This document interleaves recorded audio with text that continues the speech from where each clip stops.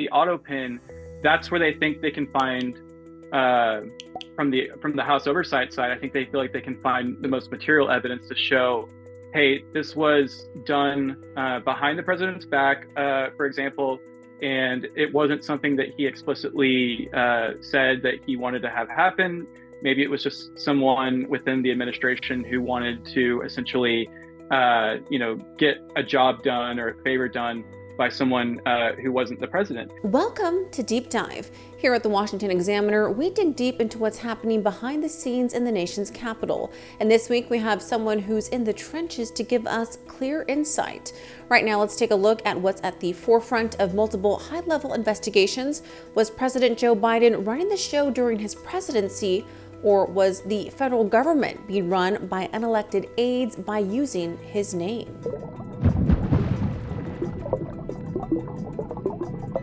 Kaelan Deese, Justice Department reporter here at the Washington Examiner. Thank you so much for joining us today.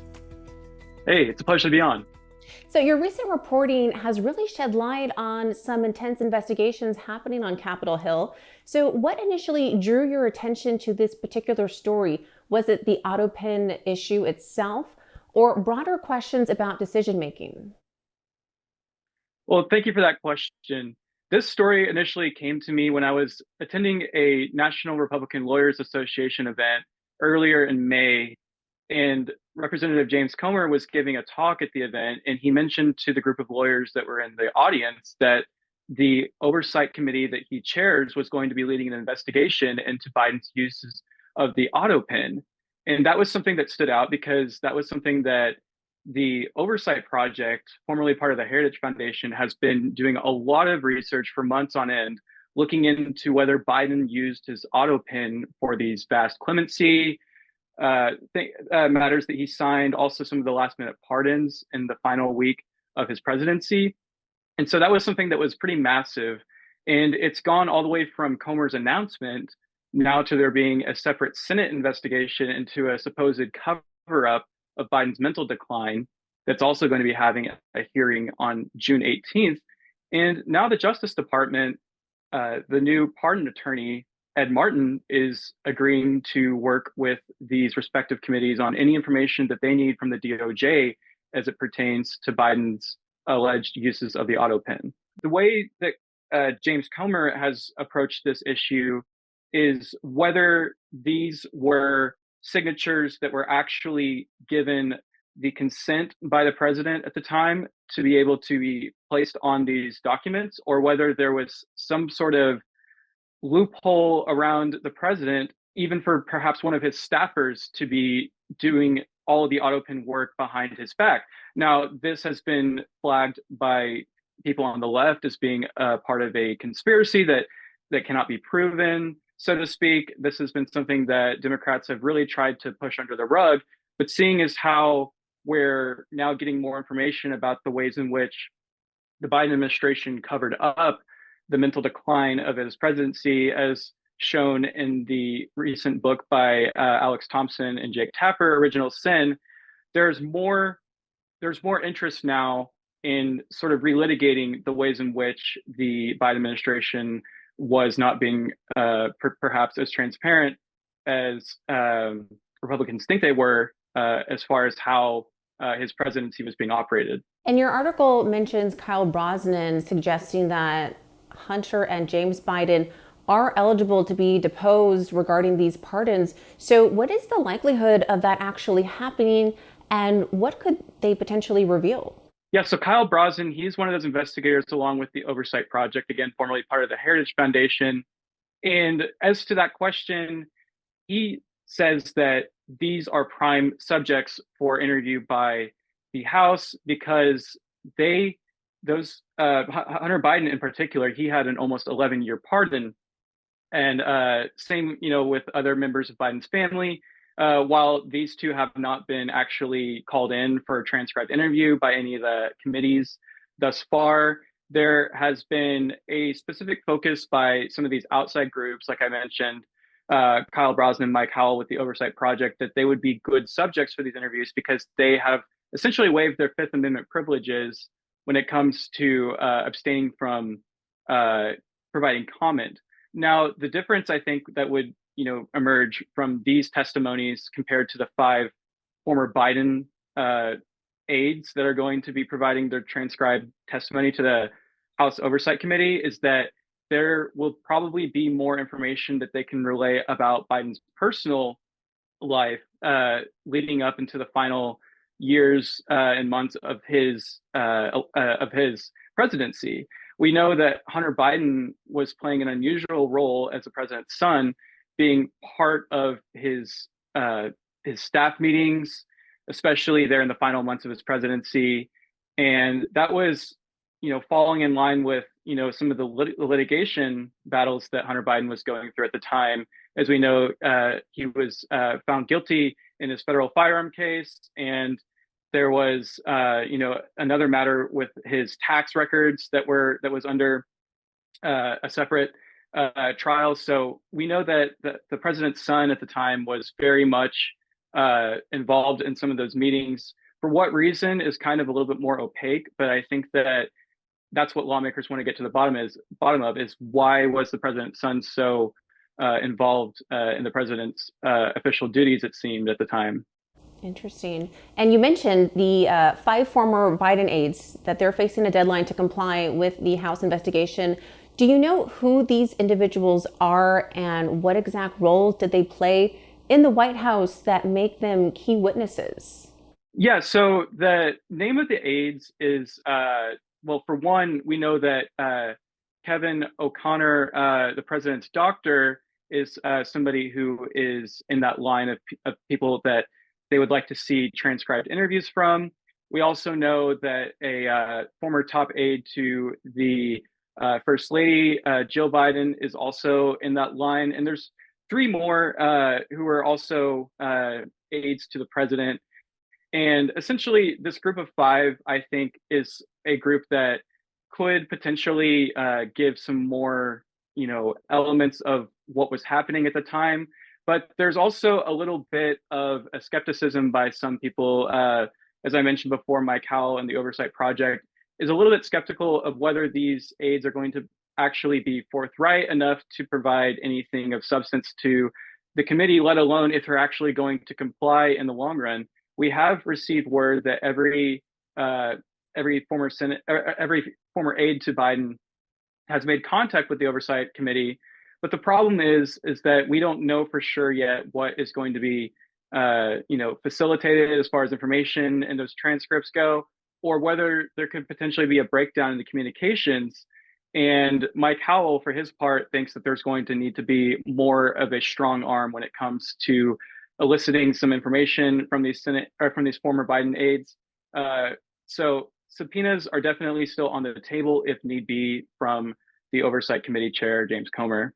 And what's the potential legal or political fallout if it is proven that the auto pin was used without President Biden's explicit authorization? So that's the main question that a lot of people are asking is what could actually be done in the case of there being some sort of smoking gun determiner that President Joe Biden was not actually consenting or privy to the use of the auto pin. And that's where there's more questioning about whether the auto pin should even be used for matters like executive orders for clemency. And that is really what the Oversight Project is trying to hammer down is their belief that for matters like executive orders, those types of things must be signed by hand or in the presence of the president in order for them to be considered valid. Now, that would unpack a whole can of worms as to whether, some of Biden's executive orders, even some of his immigration executive orders, were even lawful. And I think that that is sort of going to be the main point of contention is, even if these auto pins were used in the signing of certain executive orders, is there even anything that can be done retroactively? Can a court get involved? And does it even matter as to the extent of some of the things that President Trump has now undone as it pertains to Biden's executive orders? What I think is going to happen is there's going to be a lot of discourse about this, and inevitably, I don't know if there's much that the Congress can actually do in as far as having any sort of recourse. I think that some of these matters would definitely need to go before a judge in order for there to be some sort of consideration of undoing something that the president has done in the past. I think that would you know undoing would be more of a question of some of these clemency issues. But again, presidents have broad authority to provide clemency and pardons, and so if it turns out that there were a couple of these pardons, such as the pardons of his family members, his brother James Biden, I think that those are going to have a more difficult time having any sort of undoing of sorts, because if it's the president's will, as we saw with Donald Trump whenever he was under the classified documents case, he even said that some of his classified records that he had at his Mar-a-Lago estate, that he declassified them, and he's saying he declassified them because he said they were declassified or because he thought they were declassified. So I think that that's where there's going to be a lot of run-ins when it comes to the legal implications. How can there be any sort of material, can there be any sort of material undoing of some of these efforts that Biden signed? I think that's going to be a broader question. But I think that more so than anything else, the Republicans in Congress want to be able to show to the American people, if the evidence is there, that there was more things that President Joe Biden was doing that were not actually his own bidding, but perhaps it was a broader democratic machine that was operating the presidency versus one man. And now let's turn to the Senate investigation. As you mentioned, Congress is, very much invested in this. They're looking into concerns about President Biden's cognitive abilities. So this seems to stem from a broader narrative about a perceived decline. So how much of this is legitimate of a concern, and how much of it is actual political maneuvering? Yeah, so the Senate investigation is something that is a little bit more of a question mark, because as we saw from the statement last week by Senator Schmidt and Senator Cornyn, who are going to be heading up this committee investigation, they notably did not include much mention of the auto pen, which is, from the Oversight Committee's perspective, a much more approachable endeavor to get at this issue. Because whenever you're looking at this from the standpoint of, was Biden there when it comes to his mental faculties, I think that that is something that the Senate has more expressly declared is their interest. So, for example, I think that bringing in witness or testimonies such as I mentioned earlier, Alex Thompson or Jake Tapper, that is something that Republicans, partisans, are definitely interested in having the Senate take a look at, because some of their critiques are aimed at the fact that this book deal for the original Sin book includes a lot of comments from former Biden aides, which are just disclosed by a source familiar with the matter and not really getting at the names that are actually speaking about the president's mental decline. So I think that with this book release, there is a appetite for more information as to who is actually telling these journalist authors that Biden was actually more far gone than what was being publicly displayed in the media. And I think that there's definitely an interest in getting more names to come forward and to actually testify, rather than just being hidden under a source familiar with the matter in the book. Everyone did see that debate between, Trump and Biden. It's still, somewhat of a claim because people want evidence. So do we know of any evidence supporting this? So with the book already out, I think that there is definitely, as I was saying, there's an appetite to unpack whether there's more evidence. And I think that what the Republicans in the Senate endeavor haven't really shown thus far is what are they going to be eliciting from sources as to, what is the smoking gun that shows that Biden had such a mental decline that there was needed to be this elaborate cover up in order to show the American people that there was a president who was there 100% of the time. Whenever we know that there was many times, even in the public eye, whenever Biden seemed to need notes to get around, there were times whenever he was walking the other direction off the stage and needed to be guided by someone like former First Lady Jill Biden, or just a number of different anecdotal bits that I think is fueling this overall course of action that the Senate is taking. But I think that that's where the distinction, as I was getting at before, lies is, whether the Senate is actually going to take a harder angle on this auto pin,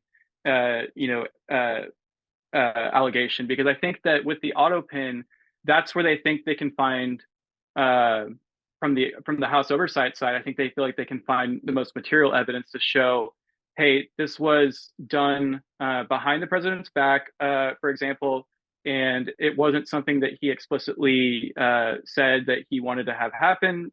Maybe it was just someone within the administration who wanted to essentially, get a job done or a favor done by someone who wasn't the president.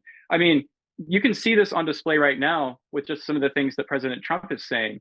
He's even saying that President Joe Biden's border policy, what he calls his open border policy, wasn't actually Joe Biden's own, idea in the first place. That there was someone else that was pulling the strings behind making the borders less efficacious and making an entire catastrophe at the southern border from an immigration standpoint.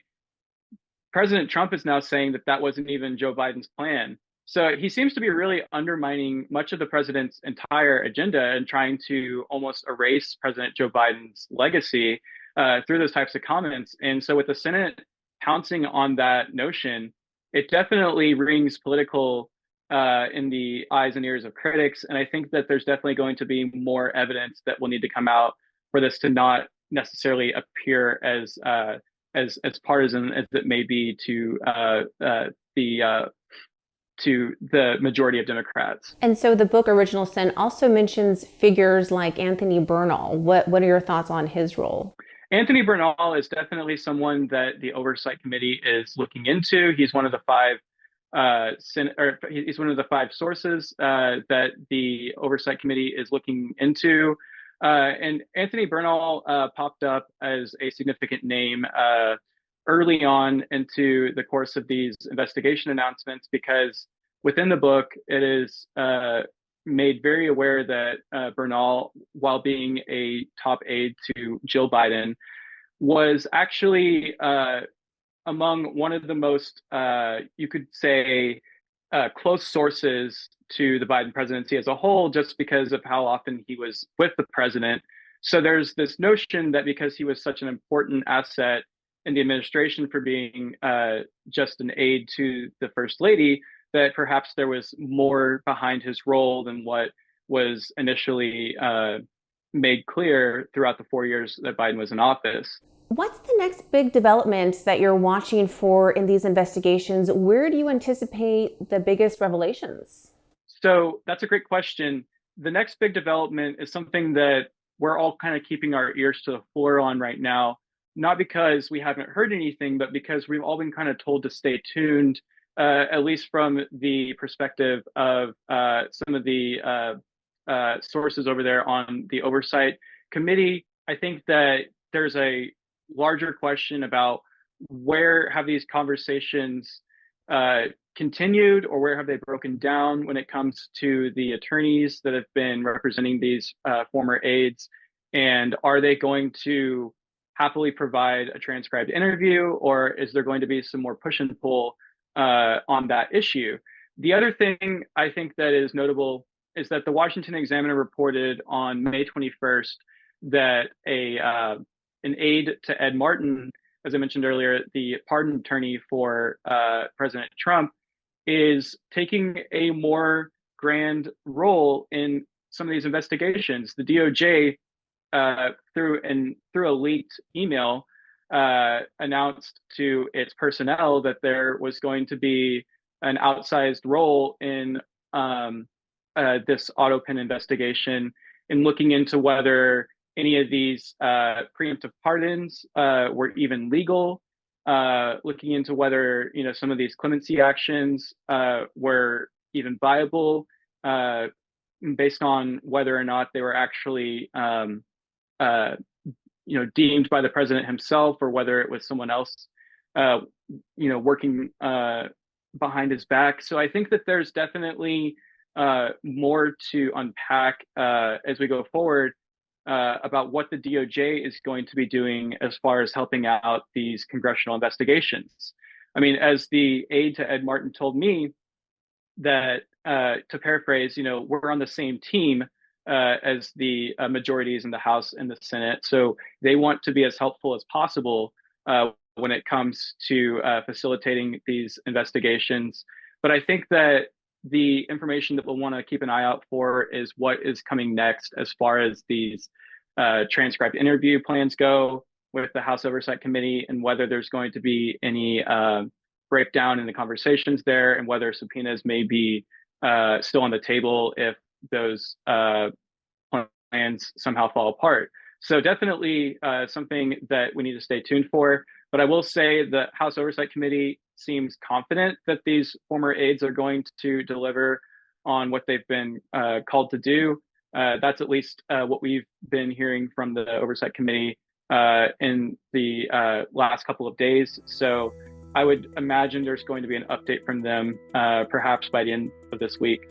Wonderful. Kaelan Deese, justice reporter for the Washington Examiner. We appreciate your insight, your thorough and unbiased reporting. Thank you. Well, thank you so much for watching Deep Dive. Please visit our website for more of these investigations, and feel free to send us your questions or story ideas.